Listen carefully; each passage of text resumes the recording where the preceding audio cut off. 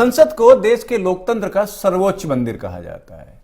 इस मंदिर में देश के लिए कानून बनते हैं, कानून बदले जाते हैं, नीतियां बनती हैं और साथ ही काम होता है उन नीतियों पर निगाह रखने का। देश की जनता के लिए जो भी योजनाएं बन रही हैं वो सही से काम कर पा रही हैं या नहीं, इन पर भी सारी नजर रखी जाती है संसद के जरिए।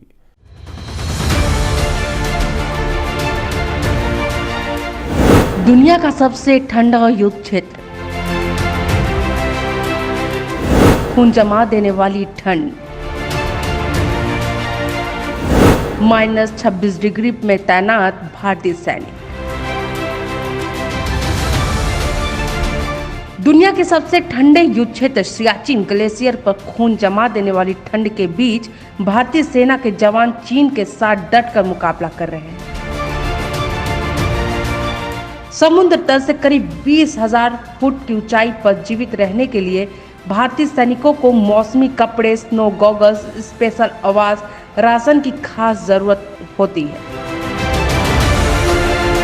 लेकिन अगर हाई अल्टीट्यूड पर काम कर रहे सैनिकों को इन सभी सामान की समस्या हो जाए तो आप अंदाजा भी नहीं लगा सकते कि किस तरह की समस्या उत्पन्न हो जाएगी।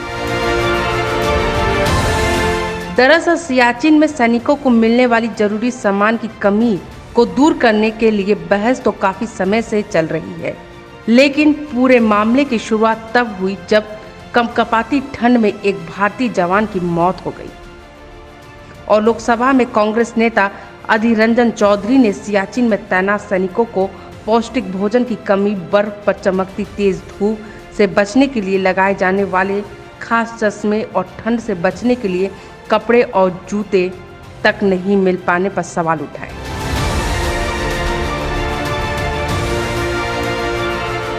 सर मैं आपकी जरिए ये सरकार को और खासकर हमारी देश की रक्षा मंत्री को ध्यान आकर्षण करना चाहता है। लुको ना, ध्यान आकर्षण करना चाहते हैं कि कई महीनों से सारे हिंदुस्तान के लोग भारी तनाव में हैं, क्योंकि हमारे सीमा में चीन और बिजनेस एडवाइजरी कमेटी मीटिंग होगी जब सर एक मिनट सर श्री एडवोकेट बैठ कर राजनाथ सिंह जी राजी है।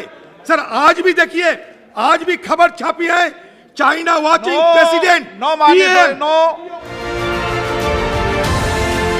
लोकसभा में कांग्रेस के नेता अधीर रंजन चौधरी की अध्यक्षता वाली पीएससी ने पिछले महीने स्पीकर ओम बिरला से सैनिकों से मिलने के लिए लद्दाख जाने की मंजूरी ली थी। क्लीन चिट मिल चुकी थी, लेकिन अचानक दूसरे ही दिन रक्षा मंत्रालय ने संसद की लोक लेखा समिति की लेह की यात्रा पर आपत्ति जता दी और वजह बताई गई भारत और चीन के बीच तनाव।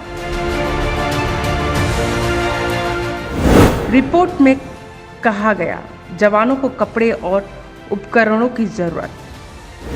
नवंबर 2015 से लेकर सितंबर 2016 तक जवानों को जूता नहीं दिया गया। जवानों को पुराने जूतों को ही रिसाइकिल कर काम चलाना पड़ा।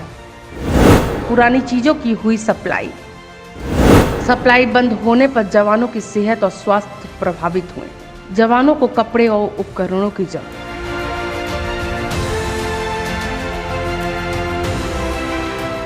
बहुत सारी बड़ी खबरों के बीच में ये एक अहम खबर कहीं खो सी गई। हालांकि एक बहुत प्रमुख अखबार ने इसे उठाया और अपने पहले पन्ने पर जगह दी। देखिए ज़रा ये खबर, parliament panel wanted to visit Leh, defence says not advisable.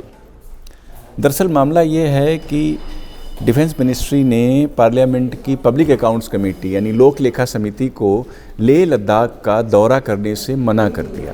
सीधे सीधे तो मना नहीं किया, क्योंकि डिफेंस मिनिस्ट्री मना नहीं कर सकती, लेकिन उसने पत्र की भाषा कुछ ऐसी लिखी है कि वहाँ जाना इस समय सही नहीं है। हालांकि इस बात से इनकार नहीं किया जा सकता कि भारत और चीन में तनाव नहीं है।